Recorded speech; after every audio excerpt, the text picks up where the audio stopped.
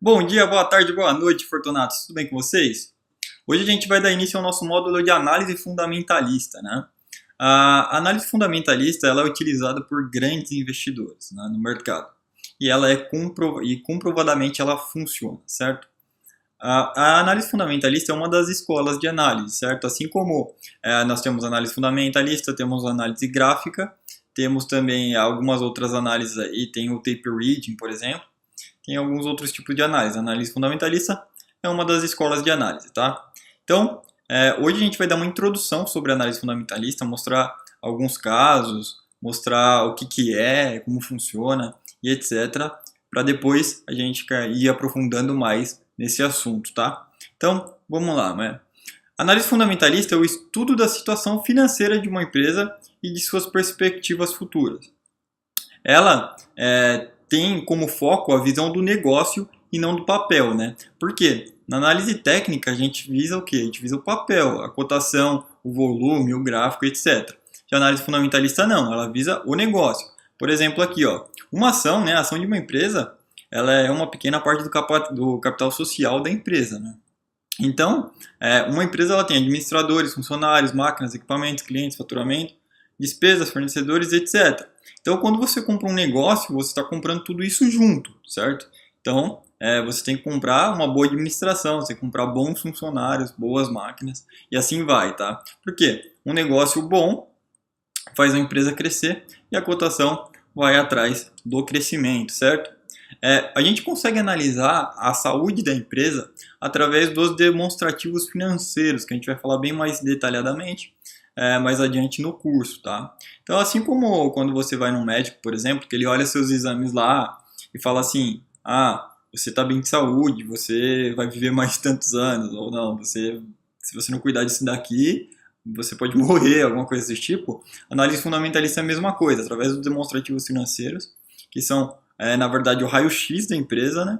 A gente consegue analisar se a empresa está indo bem, se está indo mal, se ela tem uma perspectiva futura boa ou não, tá? A compreensão da empresa e do seu negócio torna factível a projeção futura de desempenho, atribuindo assim o seu valor. A análise fundamentalista é mais arte do que matemática. Pessoal, é muito importante na análise fundamentalista porque muita gente faz isso, tá? A pessoa aprende só um pouquinho da análise fundamentalista, aprende sobre múltiplos, por exemplo, e aí o cara entra naquele site Fundamentos, que tem um monte de múltiplos, dá uma olhada lá por cima e já acha que tá fazendo uma análise fundamentalista boa, tá? Mais importante do que você olhar os números é olhar o negócio da empresa, entender o negócio da empresa, entender de onde que vem a receita, onde que vão as despesas, qual a perspectiva futura no nosso país daquele segmento, daquele setor, aquela empresa é bem administrada, quais são os percentuais de desempenho dela, certo? Qual que é o retorno que ela está dando sobre o tanto que ela está investindo. Então, entender o negócio da empresa. Se a China for mal, a empresa vai mal. Se os Estados Unidos for bem, a empresa vai bem. Se o dólar cair, a empresa sobe. Então, entender isso é extremamente importante, tá? E a análise fundamentalista é mais arte do que matemática, porque se fosse só matemática seria muito fácil, né? Era só a gente pegar alguns números lá, certo? Fazer alguns cálculos e pronto, a gente ganhava dinheiro e estava todo mundo rico, né? Todo mundo na análise fundamentalista estava rico e não existiria também o mercado de especulação, né? Porque se todo mundo sabe para onde que a Petrobras tem que valer R$ 30, por que eu vou comprar ou vender minha ação abaixo de acima de R$ 30? Dá para entender? Então, a análise fundamentalista é mais arte do que matemática, tá? Embora misture os dois assuntos. Todos os ativos possuem um valor intrínseco, que muitas vezes difere muito da forma que o mercado está precificando. E isso gera uma oportunidade aos fundamentalistas, né? O que é o valor intrínseco? O valor intrínseco é o valor que está por trás da cotação, certo? Eu vou dar um exemplo a seguir, mas, por exemplo, você tem um apartamento lá, você tem uma casa, certo? E aí você mandou, aí sua casa valia, sei lá, R$ 100.000. Aí você mandou reformar e etc. Quando você mandou reformar, o valor intrínseco da casa, o valor que tem por dentro dela, aumentou, certo? O valor dela aumentou. E o que acontece com o preço? O preço vai atrás. Só que no mercado de ações, muitas vezes acontecem oportunidades do preço ele se distorcer digamos assim, do valor, certo? Então aí surgem oportunidades, né? Porque às vezes tem um cara querendo se livrar de uma ação de um volume, com um volume muito grande, às vezes ele tem uma perspectiva que a ação vai mal e não tá, a expectativa dele é diferente, tem assim milhares e milhares de pessoas operando no mercado, robôs, etc. E às vezes o mercado acaba batendo, digamos assim, né? Batendo demais na ação e a ação acaba caindo mais do que deveria ou subindo mais do que deveria, e aí surgem oportunidades na análise fundamentalista, né? Ou seja, o valor intrínseco da empresa é maior do que o que ela está cotada no mercado.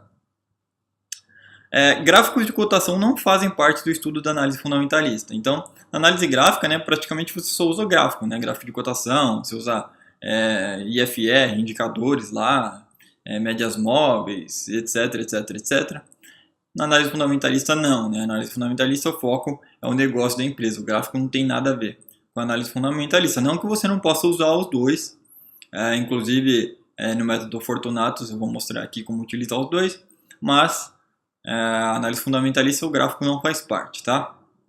E aqui, eu coloquei aqui a análise fundamentalista, ela indica onde, né? O que comprar. Né? E a análise técnica indica quando. Basicamente é isso. Embora a análise fundamentalista também indique quando e a análise técnica também indique onde, né? Mas basicamente aí, se fosse para a gente resumir, a análise fundamentalista indicaria onde e a análise técnica quando comprar uma ação, certo? Uma diferença muito importante que vocês têm que entender é a diferença entre preço e valor, tá? Por quê? Quando você compra uma empresa através da análise fundamentalista, você não está comprando o preço que ela está valendo, você está comprando o valor da empresa, tá? Você está comprando o que tem por trás daquela empresa, né? O Warren Buffett já dizia, né? Preço é o que você paga e valor é o que você leva. Já parou para pensar nisso? Preço é o que você paga, certo? Numa televisão, no computador, no carro, e valor é o que você traz para casa, que você leva, né? E aqui eu trouxe dois exemplos aqui para ficar mais fácil. Então, primeiro exemplo aqui eu trouxe o exemplo, por exemplo, de um mouse, que a gente tem dois mouse aqui, né? Esse aqui é um Magic Mouse da Apple e esse aqui é um mouse da Dell. Esse mouse aqui de cima custa R$500, tá? E esse mouse aqui de baixo custa mais ou menos R$100. E por que os preços são tão diferentes se a funcionalidade deles é parecida? Justamente por causa do valor que a Apple, né, consegue atribuir aos seus produtos, certo? Fazendo assim, construindo assim margens altíssimas, né? Ela consegue, por exemplo, pegar toda a matéria-prima, não sei o que, vai dar, sei lá, $100. Aí ela consegue vender por 500 com uma margem mega alta, certo? Porque a Apple consegue agregar muito valor aos produtos delas, entendeu? E quando você agrega muito valor ao seu produto, mesmo que o preço estiver caro, entre aspas, a pessoa acha que está comprando barato, porque ela não está comprando preço, ela está comprando valor. Ela fala assim, ó, vou pagar R$500 nisso aqui, mas isso daqui vai resolver meu problema. É melhor do que eu pagar R$100 nisso daqui, mas ele não vai resolver todo o meu problema. Esse mouse aqui ele tem touch, você consegue, tem controle de gestos, ele é mais bonito, olha o design dele, não sei o que, vai combinar mais e tal. Então, agregar valor é muito importante para uma empresa, tá, pessoal? Quando você compra uma empresa, você está comprando valor. Um outro exemplo aqui é o exemplo da água, né? Por exemplo, se você está na sua casa, certo? Você está lá na sua casa e você está com sede.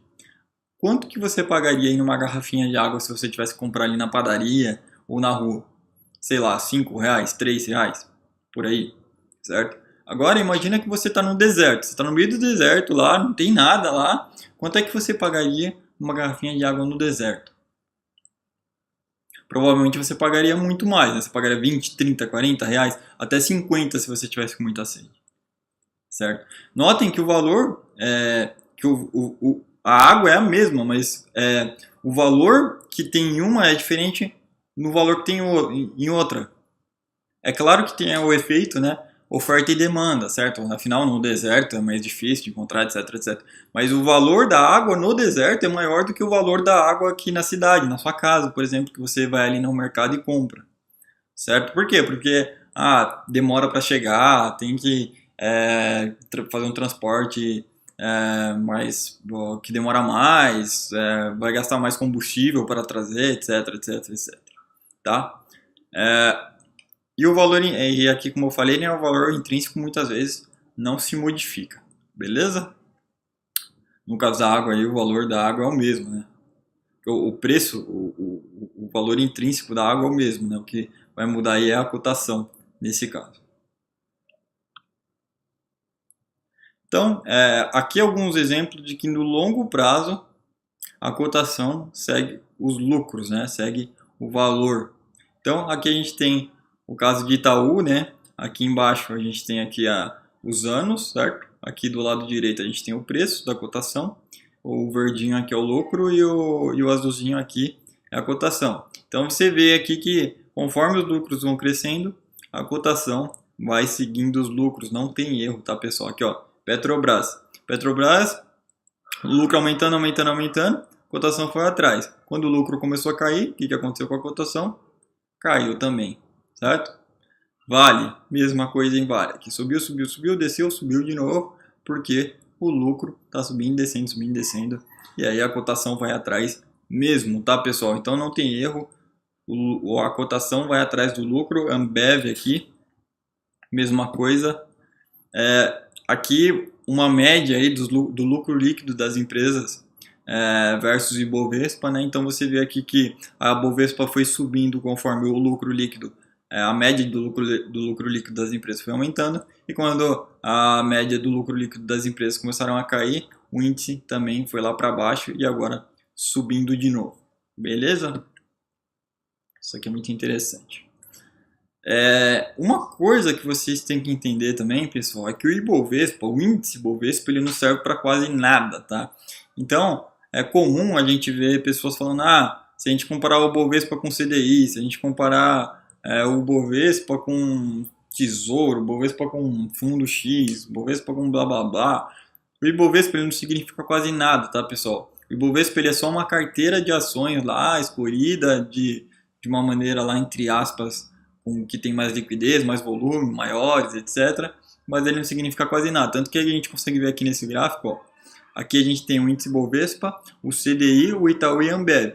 Olha aqui, o Ibovespa de 94 até 2016 valorizou aí 1.217%. O CDI 3.887%.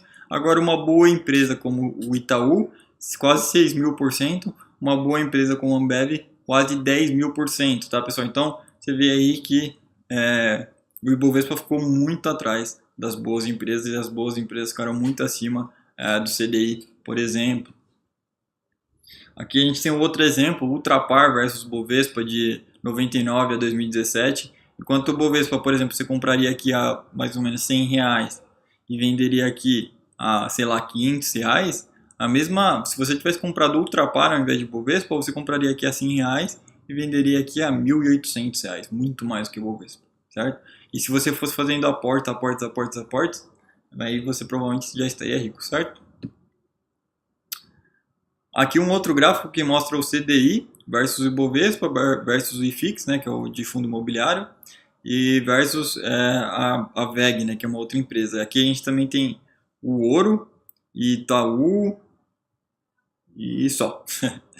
Então, ó, você vê aqui, ó, CDI está aqui embaixo, o Ouro aqui um pouco mais para cima, o Bovespa aqui um pouco mais para cima deles aqui, se a gente pegar de 2000, de janeiro, né, de 2000 até maio aqui de 2018, e aqui a gente consegue ver o Itaú aqui bem mais para cima, e a VEG aqui muito mais para cima, R$250 mil aí, tá? Isso aqui eu fiz uma simulação se você fizesse um aporte único e depois fosse colocando 100 em R$100 a cada mês em cada um desses índices aqui, em cada uma dessas empresas, para ver quanto é que dava no final. A gente vê aqui que boas empresas superam muito os índices, tá? Aí você pergunta, beleza, Nicolas, já entendi sobre valor, já entendi que ele é ultra importante, ele é até mais importante que o preço, mas o preço importa, tá? E a resposta é sim, pessoal, o preço importa, tá? Por que ele importa? Eu trouxe aqui o exemplo das bananas para mostrar como é que o preço importa. Digamos que você compre um cacho de banana aqui, ó, por R$10, certo? Você vai lá na feira e compre um cacho de banana a R$10. Porém, tem uma outra banana lá, que é a banana orgânica, né? A banana não tem agrotóxicos, não tem nada. Ela é melhor, certo? Ela faz, ela faz mais bem para a saúde do que a outra. Porém, ela está custando R$ 100.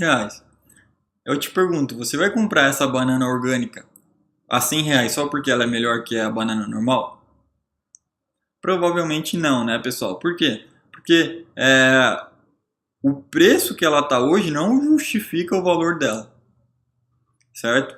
Então, por mais que ela seja melhor, R$ 100 não compensa, é melhor levar essa daqui. Agora, se essa daqui tivesse, por exemplo, a R$ 15, talvez compensasse, certo? Então, o preço na hora de comprar uma ação importa, mesmo na análise fundamentalista. Beleza? Claro que a gente vai falar muito mais sobre isso nas aulas futuras, beleza? Imperfeições do mercado, né? Alguns dos motivos que fazem o preço e o valor se distorcer. Então, como a gente falou lá no primeiro slide, muitas vezes o preço e o valor ele se distorcem, né? Muitas vezes o valor de uma empresa é muito maior do que o preço que ela está sendo cotada naquele momento, seja por algum pânico ou algo do tipo. Então, por que isso acontece, né? Eu vou citar alguns motivos aqui. Então, a gente tem a difusão da divulgação de informação. A gente já viu muito isso na aula passada de esferas de mercado, certo?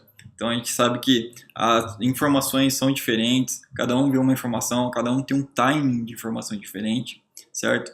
Dificuldades no acesso à informação, tá? Mesma coisa lá nas esferas de mercado.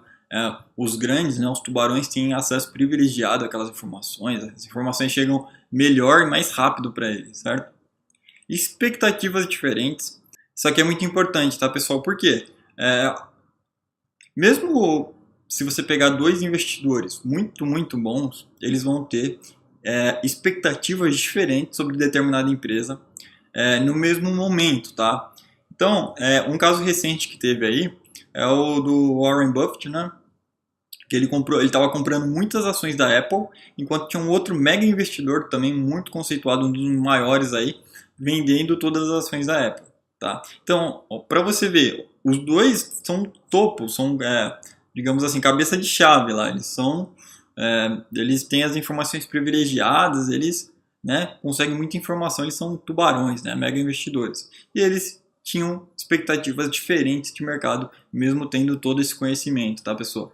Então, isso também faz acontecer uma distorção entre preço e valor. Bom, quem ganhou essa aposta aqui foi o Warren Buffett, né, que as ações da Apple aí se valorizaram bastante depois que ele comprou. Existência de investidores individuais pouco sofisticados, né, que somos nós, né? Então, os investidores menores não têm tanto conhecimento quanto aqueles investidores maiores que trabalham o dia inteiro, 24 horas por dia naquele mercado. Isso não quer dizer que o resultado dos investidores menores são piores do que o dos investidores grandes. Muitas vezes os investidores menores têm resultados melhores do que os grandes, tá? Isso devido a N fatores, tá, pessoal? Eu poderia até fazer uma aula sobre isso. Talvez eu faça um vídeo no YouTube. Investidores com informações privilegiadas, né? Então, mas isso aí não é legal, investir em informação privilegiada. É ilegal, pessoal, mas assim, digamos que uma empresa, uma determinada empresa teve uma reunião lá e eles decidiram que ia comprar mais 20 milhões de ações do Bradesco, certo? Você não tá lá para saber, entendeu? Eles sabem, eles têm a informação primeiro que você. Ou a JBS lá, que sabia que ia explodir lá aquele caos que teve com eles lá, eles pegaram e fizeram uma venda de dólar, uma operação vendida no dólar, não, uma operação comprada no dólar, né? Foi comprada? Foi. Uma operação comprada no dólar, e aí teve aquele caos lá, o dólar explodiu, eles lucraram lá 100 milhões. Então, informações privilegiadas existem no mercado, tá, pessoal? E restrições de liquidez, né? Muitas vezes você tem aquela ação lá que não tem tanta liquidez, né? Ela não tem tanto volume negociado no dia a dia. Aí vem um grande investidor, precisa vender por algum motivo aquelas ações ou comprar por algum motivo. E aí ele consegue balançar muito o preço, né? Ou muito para cima ou muito para baixo, devido ao volume que ele está colocando lá. Eventualmente, depois isso acaba se corrigindo, né? Mas na hora lá pode surgir uma boa oportunidade para o investidor fundamentalista. E para o técnico também nesse caso. Né? Pilares da análise fundamentalista. A análise fundamentalista basicamente ela tem 3 pilares, tá? Então, ela tem a análise macroeconômica, que é o primeiro pilar, a análise setorial e a análise da empresa, tá? Na análise macroeconômica, o que a gente vai olhar? A gente vai olhar o PIB, inflação, juros, câmbio, renda e etc. Que é tudo o que vocês já viram lá no curso Beginner. Vocês acham que eu passei bastante informação sobre esses caras aqui, tá? Aí você vai ter a análise setorial, regulamentações, incentivos, impactos, inovação, tendências, etc. Que é o que? O governo ele está incentivando aquela área, ele está investindo naquela área, por exemplo, educacional. O governo teve o FIES, né? O FIES explodiu as empresas educacionais, né? Você pega a Croton, a Estácio aí, a Ser3 lá, que eu esqueci o nome dela, a Anin 3 lá, você vê que elas explodiram. Então, análise setorial, depois que você faz análise macroeconômica, você pode descer aqui um pouco para análise setorial e ver quais setores vão se aproveitar mais naquele ano, certo? Devido ao setor. Se você pegar algumas empresas cíclicas, como por exemplo de petróleo, de minério e de ferro, a análise setorial é muito importante, né? Porque como ela é cíclica, por exemplo, o petróleo chegou a valer 25 dólares, chegou o barril, chegou a valer 25 dólares, e agora está 70, 80 dólares, tá? Então, com uma análise setorial aí, você precificando aí que o preço do barril ia subir, as empresas vão atrás também, tá?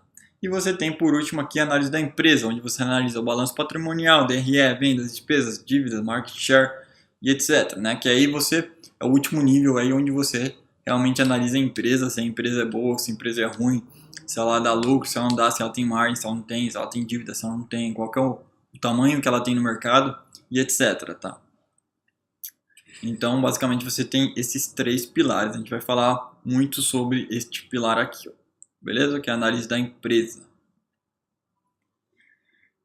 E você pode fazer essa análise de 2 maneiras, né? Na verdade, tem N maneiras de fazer essas análises, mas você tem 2 principais aí. A primeira é a análise top-down, né? De cima para baixo, que tem como foco a observação dos aspectos macroeconômicos. Então, você pega no macroeconômico e vai descendo, certo? Macroeconômico, setorial e da empresa. E você tem a análise bottom-up, né? Que ela tem o foco ao contrário, né? De baixo para cima. Você começa da empresa lá e vai subindo até o macroeconômico, e ela tem o foco principalmente na empresa, aí, tipo, independente aí dos cenários macroeconômicos e setoriais, certo? Bom, aqui eu coloquei alguns ensinamentos aí que o Warren Buffett, né? Warren Buffett deixou aí no mercado ao longo do tempo que ele investe, certo? Se você não sabe quem é o Warren Buffett é um dos maiores investidores aí do mundo, ele é um dos homens mais ricos do mundo, ele se manteve entre os 3 mais ricos do mundo durante muito tempo, ele fica intercalando entre Bill Gates, Warren Buffett, Carlos Slim, né? Tem o Jeff Bezos agora.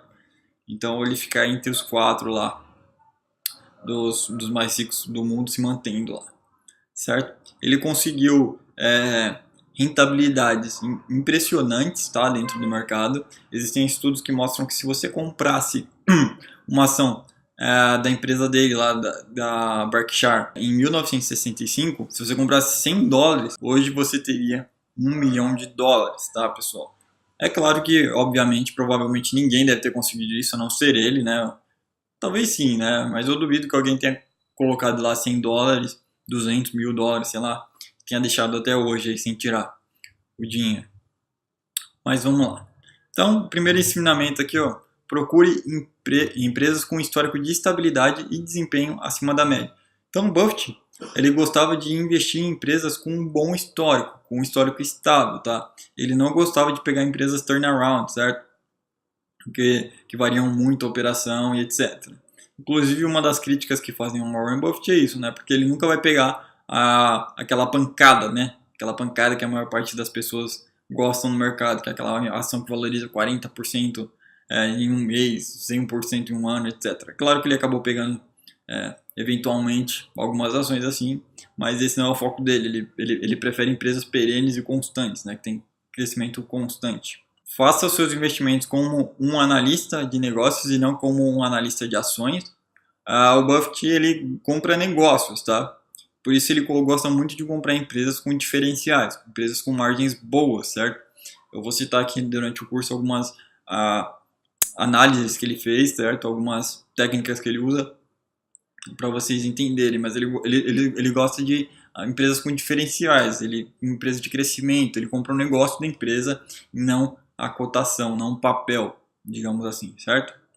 Ele tem uma visão de longo prazo, ele olha para o horizonte e vê que aquela empresa, por exemplo, a Sony ia fazer o PlayStation e aquilo lá ia explodir no mercado. Só para vocês entenderem. Seja sócio de quem você não gostaria de ser concorrente. Isso aqui é legal, né? Porque ele gosta de ser sócio de grandes empresas que têm bastante market share, né? Então você pega aí, por exemplo, a Coca-Cola, ele é sócio da Coca-Cola. Você gostaria de ser concorrente da Coca-Cola? Acho que não, né? Você gostaria de ser sócio da Coca-Cola, que é outro ensinamento dele aí. Confie no passado de uma empresa e sempre desconfie das promessas e expectativas futuras. Então ele defende muito as empresas que já entregaram resultado, e não as que ficam prometendo entregar resultado, e nunca entregam, né? No caso a OGX aí, foi um caso desse daí. Se você tivesse seguido esse ensinamento, você teria se livrado de uma empresa aí como a OGX, que ela ficou só prometendo e não fez nada. E faliu, né? Você deve investir seu dinheiro numa empresa que até um idiota consegue administrar, porque um dia um idiota o fará. Então, ele gosta de negócio simples, tá? Quando tem um negócio que é muito difícil, um negócio muito mirabolante, ele não gosta muito. Ele gosta de negócio de vender chinelo, negócio de vender hambúrguer, negócio de vender cerveja, etc. Agora, se você pega um negócio muito complexo assim, é complicado, pessoal, porque se a empresa está indo bem, é porque provavelmente ela tem uma boa gestão. Na hora que essa gestão, esse cara, esse CEO, morrer, ou ele sair da empresa, ou acontecer alguma coisa, certo? Ou os diretores, e trocar essa administração e a empresa tiver um negócio muito complexo, pode afetar diretamente o valor daquela ação, tá? Eu nem estou falando do preço, tá? O preço também vai ser afetado, mas pode afetar diretamente o valor, já que as pessoas não vão saber administrar tão bem aquele negócio. Já se for um negócio simples, isso se torna bem mais fácil, né? O foco da análise deve ser na empresa, né? Como já falou. O investidor deve saber apenas duas coisas: como avaliar uma empresa e como considerar os preços de valor de mercado. Então, é aquilo que a gente falou, né? Ele buscava empresas com alto valor num preço baixo, né? Então, ele tem até uma frase que fala sobre meias, né? Ele falando de ações ou meias, eu prefiro comprar boas a um preço barato, certo? É mais ou menos isso. Então, devemos tá errado aqui, né? Devemos buscar empresas com margem de lucro altas e bons retornos sobre os seus investimentos. Então ele gostava, aí, como eu falei, de empresas com margens de lucros altas, porque uma margem alta geralmente significa que a empresa tem alguma diferenciação no mercado, como no caso da Apple lá, certo? E trabalhe no seu círculo de competência, né? Ele defende muito a ideia de você trabalhar dentro do seu círculo de competência, tá, pessoal? Por quê? Quando você trabalha no seu círculo de competência, tá? Que é setores que você entende ou que você gosta, que você tem interesse em entender aquele setor, você consegue ver coisas que outras pessoas no mercado muitas vezes não veem. Você consegue ver drives, você consegue ver diferenciações de uma empresa, você consegue ver fatores externos que podem afetar aquela empresa que muitas vezes o mercado não consegue ver, tá? Então ele trabalha muito dentro do círculo de competência dele, e ele vai aumentando o círculo de competência ao longo do tempo. É claro, você não pode ficar parado. Eu vou entender agora só de empresas de calçado, empresa varejista, etc. Eu não quero saber nada de empresa de tecnologia, tá? É complicado, tá, pessoal? Então você tem que ir aumentando aí o seu círculo de competência, e assim você vai aumentando sua carteira também à medida que sua mente for se aperfeiçoando, né? Outro investidor muito famoso aqui é o Peter Lynch, né? Talvez você já tenha ouvido falar dele, talvez não. Mas aqui, ó, eu coloquei até uma introduçãozinha dele aqui, ó. Peter Lynch é um guru dos investimentos que durante 13 anos como chefe do Fidelity Magellan, de 77 a 90, conseguiu obter retornos anuais de 29% ao ano. É muita coisa, tá, pessoal? Quando assumiu pela primeira vez a empresa, ele só tinha 20 milhões de dólares em ativos, mas 20 foi bem sucedido em aumentá-lo para 14 bilhões de dólares em 13 anos. Durante seu tempo no comando da empresa, ele efetivamente superou o índice, né, o S&P 500, todos os anos, exceto por 2 anos. E nesse tempo aqui dos 13 anos que ele ficou dentro da empresa, ele bateu todos os fundos que existiam, tá? Os outros fundos que existiam lá, ele conseguiu bater, tá? Então ele foi um cara muito bem sucedido aí. Ele tem até alguns livros aí no mercado, eu recomendo que vocês olhem, eu vou deixar em algum lugar aqui, alguns livros dele que eu indico. E ele também deixou alguns ensinamentos, né? Então, o primeiro ensinamento dele aqui, ó, pequenas companhias, né? Lynch adora companhias emergentes com balanços sólidos. Companhias grandes não realizam grandes movimentos. Você consegue maiores movimentos em companhias menores. Aqui é um ponto que se difere um pouco do Warren Buffett, né? Que o Buffett gosta de empresas grandes e tal. O Lynch gosta de empresas menores, né? Por que ele gosta de empresas menores? Aqui embaixo a gente já explica, né? Ações de crescimento acelerado, né? O macete é encontrar companhias com crescimento acelerado, como a Starbucks, em seus primeiros estágios de vida. Justamente por isso. Empresas pequenas geralmente crescem mais rapidamente do que empresas grandes, tá? Mas também, claro que geralmente tem mais riscos do que empresas grandes. Por quê? Se a gente pegar uma empresa que tem 10 mil clientes, certo? Para ela dobrar para 20 mil clientes, talvez não seja tão difícil. Agora, se você pegar uma empresa que tem 1 milhão de clientes, 10 milhões de clientes, para ela dobrar para 20 milhões de clientes é um pouco mais complicado, né? Então, aqui, por exemplo, né, entre aspas, a empresa já teria dobrado de valor, né? Tinha 1.000 clientes, agora tem 2.000, depois vai 3.000 e aí 200, 300, 400%. Deu para entender? É claro que é só um exemplo, não vai acontecer isso, depende muito do lucro, etc, né? Nomes tediosos, produtos tediosos, indústria sonolenta, Lynch gosta de investir em negócios que muitas vezes não estão no foco da atenção. O Peter Lynch, né? Ele não gostava muito de investir em empresas que o mercado sempre está de olho, certo? Tipo, você pega a Petrobras, por exemplo, no Brasil, a Vale, alguns bancos, etc. Ele gostava de investir em empresas que estão fora ali do foco principal, certo? Por quê? Porque ele conseguia comprar um monte barato e quando o mercado olhasse para aquelas empresas, tinha aquele salto enorme, né? E aí ela conseguia se valorizar bastante aí no longo prazo. Importante o longo prazo, tá, pessoal? Porque quando você investe para fazer análise fundamentalista, o foco é médio e longo prazo, tá? Ninguém investe em análise fundamentalista para curto prazo, beleza? Não estou falando que você não pode fazer isso, né? Mas geralmente você tem que investir para médio e longo prazo. Afinal, quando você compra um negócio, você não, por exemplo, se você vai comprar uma padaria, se você vai comprar uma pizzaria, se você vai comprar um posto de gasolina, você não vai comprar para vender amanhã. Ou você vai? Não, né? Você vai comprar para fazer aquele negócio te dar lucro, certo? E aí você pegar esse lucro e fazer outros investimentos, etc. Ou senão, se você quiser vender o negócio, o que você vai fazer? Você vai comprar aquele negócio, esperar que aquele negócio valorize e para depois vender. Isso não acontece do dia para a noite, tá, pessoal? Demora, né? Se você fala assim, vou comprar uma pizzaria, vou reformar ela, não sei o que, tal, aumentar o marketing, não sei o que vai acontecer? Devido àqueles movimentos que você fez, a pizzaria vai se valorizar e aí sim você vai conseguir vender ela, mas isso não vai acontecer do dia para a noite. Não. Wall Street não se importa, companhias pequenas e menosprezadas representam as maiores oportunidades para os investidores de longo prazo, né? Como a gente já falou, companhias pequenas têm um crescimento potencial mais forte. Olhar quem está comprando as ações da empresa. Lynch aprecia ações em que a diretoria e seus executivos investem o seu próprio dinheiro no local onde trabalham. Além disso, ele chama a atenção para empresas que programam recompra. O Lynch gostava muito de investir em ações que recompravam empresas que recompravam suas próprias ações, né? Porque quando você faz isso, tem o dinheiro deles também envolvido lá dentro. Certo? E aquilo é sinal de que eles acreditam muito que aquela empresa vai aumentar ou eles acreditam que a empresa está muito desvalorizada, o valor intrínseco da empresa está muito maior do que o valor intrínseco da empresa está muito maior do que a cotação naquele momento, certo? E ninguém melhor do que os próprios administradores, né, para poder analisar isso. Então a gente gostava muito de programas de recompra aí, a gente vai falar sobre programas de recompra e de quando os diretores investiam na própria empresa. E diversificação, né? Ele utiliza diversificação e volta a atenção para pequenas empresas com excelentes lucros, balanços enxutos e que ainda não chamaram a atenção.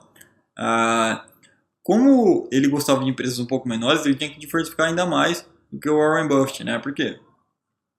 Imagina o seguinte, se você está investindo um grande capital na Apple, certo?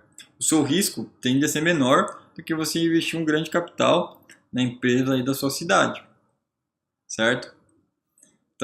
Então, se você está investindo, provavelmente, por exemplo, se você tem 100 mil, você talvez confiaria de colocar 100 mil na Apple, mas você não confiaria de colocar 100 mil na empresa da sua cidade. Você talvez dividiria entre várias empresas de 20 em 20 mil, 10 em 10 mil, alguma coisa do tipo, para poder investir e conseguir retornos maiores com risco um pouco melhor, certo?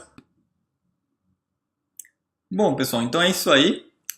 Agora eu vou deixar vocês aí com o vídeo do Warren Buffett falando sobre investimento no curto prazo, tá? É isso aí, até a próxima aula, seja fortunatos. Fui. So you never know what the market's going to do. I haven't the faintest idea what the market's going to do next week or next month, and I don't think about it.